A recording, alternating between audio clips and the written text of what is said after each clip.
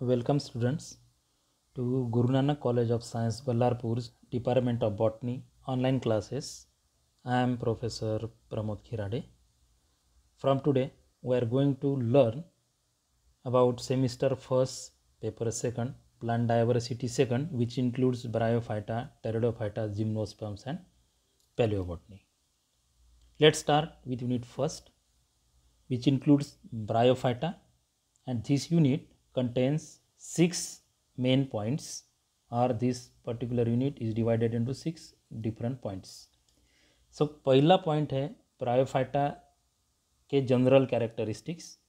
तो इसमें हमने पढ़ना है habit, habitat, gametophytes, reproduction and sporophyte. Second point में हमने देखना है adaptations to the land habit. Third point हमने देखना है range of thallus organisation with respect to their morphology and anatomy. Fourth point we have to study classification as per the G M Smith, classification of bryophyte as per the G M Smith up to the orders only. Then fifth point हमने पढ़ना है morphology, reproduction and life cycle of following types. उसमें पहला है Riccia, जिसका group आता है Hepaticopsida, and second है फ्यूनारिया, जो ब्रायोप्सिडा में इंक्लूडेड है। 6 पॉइंट है इकोनॉमिक इम्पोर्टेंस। ये जो ब्रायोफाइटा ग्रुप है अपना, it has certain economic importance. So इसमें हमने पढ़ना है formation of peat, packing material, bedding stock, medicines in experimental botany, food and source of fuel. So let's start with the term bryophyta, है ना। This particular division bryophyta जो है, ये इसमें 25,000 से ज़्यादा प्लांट्स आते हैं जो नॉन वैस्कुलर एम्ब्रियोफाइट्स होते हैं। नॉन वैस्कुलर एम्ब्रियोफाइट्स मतलब ऐसे प्लांट्स कि जो एम्ब्रियो फॉर्म करते हैं मगर उनमें जाइलम एंड फ्लोएम नहीं होता है। नॉन वैस्कुलर मतलब absence of xylem and phloem. लेकिन वो क्या करते हैं, वो एम्ब्रियो फॉर्म कर सकते हैं, जिसमें इंक्लूड होते हैं मॉसेस, लिवरवर्ट्स एंड हॉर्नवर्ट्स।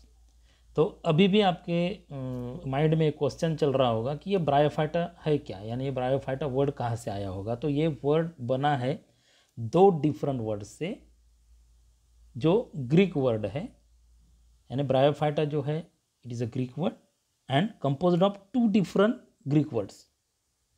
पहला उसमें वर्ड आता है bryon which means moss, and second word आता है phyton which means plants. Means simply it is a moss plants, यानी this particular bryophyte division includes moss like plants, है ना। तो ब्रायोफाइट जो होते हैं वो बहुत ज़्यादा स्मॉल प्लांट्स होते हैं, और वो ग्रो कहाँ तक हो सकते हैं, 2 सेंटीमीटर से 60 सेंटीमीटर तक ग्रो हो सकते हैं, उससे ज़्यादा ग्रो नहीं हो सकते। तो हम देखने वाले हैं कि ये ज़्यादा ग्रो क्यों नहीं कर सकते। हमने देखा है कि बहुत बड़े बड़े प्लांट्स होते हैं, वो बड़े बड़े प्लांट्स क्या करते हैं कि वो ग्रो होते हैं बड़े बड़े, लेकिन यहाँ पे जो प्लांट्स है ये ज़्यादा ग्रो नहीं कर पाते हैं। तो क्यों होता है भाई ऐसा, है ना, क्यों नहीं होता है। They don't attain great height because of the absence of root, vascular tissues, mechanical tissues and cuticle. उनमें क्या नहीं होता है, सबसे पहले तो रूट नहीं होते हैं। हमने देखा है कोई भी प्लांट अगर हम देखते हैं, हायर प्लांट्स पर्टिकुलरली, तो उसमें रूट, स्टेम और लीव्स हम पाते हैं। लेकिन कुछ ऐसे भी प्लांट्स हैं जिनमें रूट, स्टेम, लीफ डिफ्रेंशिएट नहीं होता है, या कुछ कुछ प्लांट्स में होते ही नहीं है रूट्स, है ना। तो हमारा जो ब्रायोफाइट का ग्रुप है ये कैसा है, इसमें रूट है ही नहीं या स्टेम है ही नहीं। तो इनमें मैकेनिकल टिश्यूज़ भी नहीं होते हैं। ग्रो करने के लिए मैकेनिकल टिश्यूज़ होना बहुत ज़्यादा ज़रूरी है। सबसे इम्पॉर्टेंट बात, they are terrestrial but require external water to complete their life cycle. वो कहाँ पे पाए जाते हैं, वो ज़मीन पे पाए जाते हैं, है ना, ज़मीन पे पाए जाते हैं। लेकिन ये कौन से ज़मीन पे पाए जाएंगे, जहाँ पे उनको पानी का सोर्स जो है वो जल्दी मिल जाए। इसका मतलब क्या है कि वो कहाँ ग्रो होंगे, जहाँ पे शेडी प्लेसेस है, जहाँ मॉइस्ट प्लेसेस है, जहाँ उनको वाटर जल्दी अवेलेबल हो, वहाँ पे ये प्लांट्स ग्रो होते हैं। और उनको उनकी लाइफ साइकिल अगर कंप्लीट करनी है, उनको रिप्रोड्यूस करना है, तो उनको पानी बहुत ज़्यादा ज़रूरी है। इसलिए उनको क्या कहा जाता है कि amphibians of plant kingdoms. Because they can't complete their life cycle without water.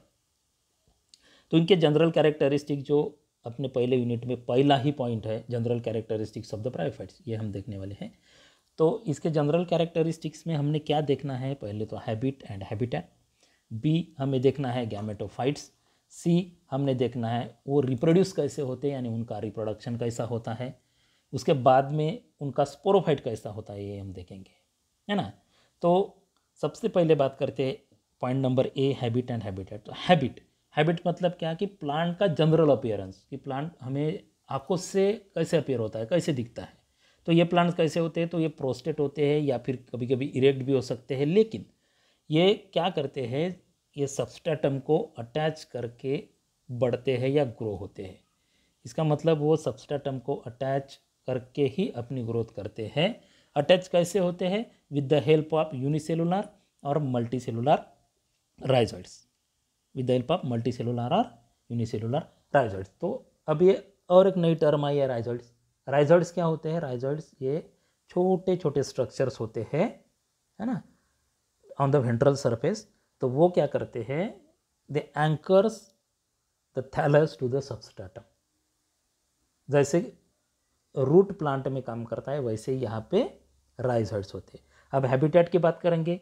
Habitat मतलब the environment in which a particular species lives, मतलब जहाँ पे ये प्लांट पाया जाता है वो जगह, उसको क्या कहेंगे, हैबिटेट। तो ये कहाँ कहाँ ग्रो होंगे, कहाँ कहाँ दिखेंगे। हम अगर डेजर्ट में जाएंगे जहाँ पे पानी नहीं है, वहाँ पे हमें ये देखने के लिए नहीं मिलेंगे, क्योंकि हमने पहले ही बताया कि these are the amphibians of plant world, क्योंकि इनको पानी की बहुत ज़्यादा ज़रूरत होती है। तो ये जहाँ जहाँ पानी आपको मिलेगा वहाँ वहाँ ये हम उनको देख सकते हैं।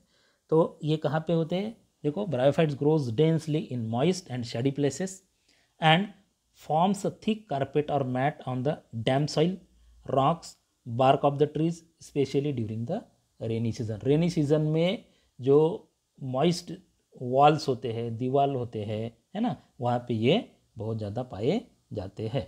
These are certain pictures of bryophytes. ये आप लोगों ने देखे हैं प्लांट्स, ये बहुत ज़्यादा क्लोजर इमेजेस है, इसलिए आपको लगता होगा कि ये बहुत बड़े बड़े प्लांट्स हैं, लेकिन एक्चुअली ये बहुत ज़्यादा छोटे छोटे प्लांट्स हैं। आप लोगों ने ये पूरे प्लांट देखे हैं, लेकिन ये इतने छोटे होते हैं कि हम उनका प्रेजेंस, है ना, वो देख ही नहीं पाते, समझ नहीं पाते हैं उनको। तो ये देखो यहाँ पे ये जो है सब, आप अभी आपको थोड़ा थोड़ा समझ में आ रहा होगा कि ये हमने प्लांट्स कहीं तो भी देखे। तो गैमेटोफाइट्स की बात करते हैं, सेकंड पॉइंट जो है हमारा वो गैमेटोफाइट्स है। तो हर एक प्लांट की अगर लाइफ हिस्ट्री हम देखेंगे तो इसको हम क्लियरली दो अलग अलग, है ना, फेजेस में डिवाइड कर सकते हैं। पहली फेज गैमेटोफाइट, दूसरी फेज स्पोरोफाइट। तो गैमेटोफाइटिक फेज जो है वो इस प्लांट में डोमिनेंट होती है। डोमिनेंट मतलब जो हमें प्लांट दिखेगा वो गैमेटोफाइटिक फेज का ही होगा। Gametophytic, the main plant body is haploid and thus it is gametophyte. It is dominant phase in the life cycle of bryophytes. Then in primitive bryophytes, the gametophyte is dorsiventral, dichotomously branch, green prostate structure. जो primitive bryophytes है जैसे कि Riccia है, तो इसमें क्या है, gametophyte कैसा है कि डॉर्सिवेंट्रल है, मतलब उसको दो अलग अलग सरफेसेस है, dorsal surface, ventral surface, and dichotomously branch है। मतलब जब कभी भी ये ब्रांच करेगा, जब कभी भी इसको ब्रांचिंग आएगी तो हर वक्त उसको दो दो ब्रांच आएंगी। एक ब्रांच से दो ब्रांच होंगी, वो दो ब्रांच को और आगे जाके दो ब्रांच होंगी। In few advance forms gametophyte is differentiated into stem like structure और स्टेम, लीव्स एंड राइजोइड्स। जैसे कि फ्यूनेरिया में हम देख सकते हैं कि इसमें क्या है, उसमें स्टेम लाइक स्ट्रक्चर है, stem, leaves and rhizoids. The plant body of bryophytes consist of simple parenchymatous tissue with no vascular tissues like xylem and phloem. तो ये प्लांट बॉडी में पूरा अगर हम एनाटॉमी उसकी पढ़ेंगे, उसके अंदर में कौन से टाइप के सेल्स हमें मिलेंगे, तो पूरे पैरेन्काइमेटस सेल्स हमें मिलते हैं। तो ये होगा गैमेटोफाइट। देखो कैसे दिखता है गैमेटोफाइट, ये रिक्सिया है, ये एंथोसेरस प्लांट है, और ये फ्यूनेरिया है ना। These are the gametophyte. अब रिप्रोडक्शन की बात करते हैं, तो ये जो अपने ब्रायोफाइट्स है वो कैसे रिप्रोड्यूस करते हैं, दो अलग अलग तरीके से रिप्रोड्यूस करते हैं, एक तो वेजिटेटिव और दूसरा सेक्सुअल मेथड से। तो वेजिटेटिव रिप्रोडक्शन कैसे होगा, it is takes place with the help of tubers, bulbs, bills, potential protonemal branches, fragmentation etcetera. तो वेजिटेटिव रिप्रोडक्शन में क्या होने वाला है, तो या तो वो ट्यूबर फॉर्म करेंगे या फिर बल्बिल फॉर्म करेंगे या प्रोटोनेमल ब्रांचेस फॉर्म करेंगे या फ्रैगमेंटेशन फॉर्म करेंगे। मतलब ट्यूबर जो है आगे जाके उससे नया प्लांट बनेगा, बल्बिल जो है उससे आगे जाके प्लांट बनेगा नया वाला। But here there is no involvement of sex organs, या जो गैमेट्स है उनका इन्वॉल्वमेंट नहीं होता है, डायरेक्ट अपने वेजिटेटिव पार्ट से ही वो नया प्लांट बना सकते हैं या फिर रिप्रोड्यूस करते हैं। अगर सेक्सुअल रिप्रोडक्शन की हम बात करते हैं तो वो कैसे होता है, वो ऊग्यामस टाइप का होता है। ऊग्यामस टाइप का मतलब there is a union of motile male and immobile female gamete का वहाँ पे यूनियन होता है। मतलब जो एंथेरोजॉइड्स होते हैं, मेल गैमेट कंटेनिंग स्ट्रक्चर्स होते हैं, वो मूवमेंट करते हैं, वो एक जगह से दूसरी जगह जा सकते हैं। और जो अपना फीमेल गैमेट है वो कहाँ पे रहेगा, एक ही जगह पे रहेगा, वो नॉन मोटाइल रहेगा, इमोबाइल रहेगा। Sex organs of the bryophytes are called as gametangia. अगर वो फीमेल गैमेटेंजियम है तो उसको हम आर्केगोनियम कहेंगे, और जो मेल गैमेटेंजिया है उसको क्या कहेंगे हम, एंथेरिडियम कहेंगे। This is the vegetative reproduction. यहाँ पे हम देख सकते हैं पूरा ए, फिगर ए में देखेंगे पूरा थैलस है। बी में क्या होगा, जो ब्रांचिंग जहाँ तक है उसके नीचे वाला जो पोर्शन है वो डिके हो गया, ख़राब हो गया, सड़ गया, तो क्या होगा, ये जो दो ग्रो 1 और 2 दिख रहा है ये फ्रैगमेंट्स बन जाएंगे। आगे जाके देखो आप, ये 1 नंबर से भी एक पूरा ब्रांचिंग बन गया, एक थैलस ग्रो हो रहा है, और 2 नंबर से भी एक पूरा ब्रांचिंग या फिर थैलस बन रहा है। अगर वही बात हम डी की करते हैं तो यहाँ पे देखो आप ट्यूबर्स देख सकते हो। ये ट्यूबर्स क्या होते हैं, जब अनफेवरेबल कंडीशंस होती है तो ये ट्यूबर टूट जाते हैं प्लांट से, और on the reaching of favourable condition ये ट्यूबर जर्मिनेट होते हैं और नया प्लांट फॉर्म कर सकते हैं। सेक्सुअल रिप्रोडक्शन की अगर हम बात करते हैं तो सेक्सुअल रिप्रोडक्शन में mainly 2 sex organs are involve. मैंने पहले भी बताया है आपको, पहला मेल जो होता है उसको हम एंथेरिडियम कहेंगे, और जो फीमेल होता है उसको हम क्या कहेंगे, आर्केगोनियम। यहाँ पे स्पेलिंग गलत हो गया है, तो यहाँ पे क्या कहेंगे हम, आर्केगोनियम कहेंगे, है ना। तो ये जो एंड्रोसाइट्स हम देख पा रहे हैं यहाँ पे, तो ये एंड्रोसाइट्स मेटामॉर्फोसिस या develops into the antherozoids, antherozoids को फॉर्म करते हैं, और यहाँ से एंथेरोजॉइड्स क्या करेंगे, ये एक सेल के साथ में फ्यूजन उनका होगा और जाइगोट फॉर्म होगा। जैसे ही जाइगोट फॉर्म होता है तो वो स्पोरोफाइट बन जाता है, स्पोरोफाइट की पहली सेल बन जाती है। तो यहाँ पे हम देख सकते हैं the fertilized zygote develops into the sporophyte. The sporophyte is diploid, multicellular and not well defined होता है। The sporophyte is physically and nutritionally dependent on the gametophyte, यानी गैमेटोफाइट जो हम प्लांट आंखों से देख रहे थे ग्रीन वाला, उसी के अंदर में ये फॉर्म होता है, और ये उसी से अपना जो है न्यूट्रिशन लेता है ना। The sporophyte is usually differentiated into food सेटा एंड कैप्सूल। ये जो पार्ट्स होते हैं इसके आगे जाके हम डिटेल में देखेंगे। ये जनरल कैरेक्टरिस्टिक में आप इतना ही ध्यान रखो कि फूड सेटा एंड कैप्सूल होता है। In certain cases it is represented by only capsule, जैसे कि रिक्सिया में कैप्सूल ही होता है ना। तो division takes place, reduction division takes place in the developing sporophyte which results in the formation of haploid spores।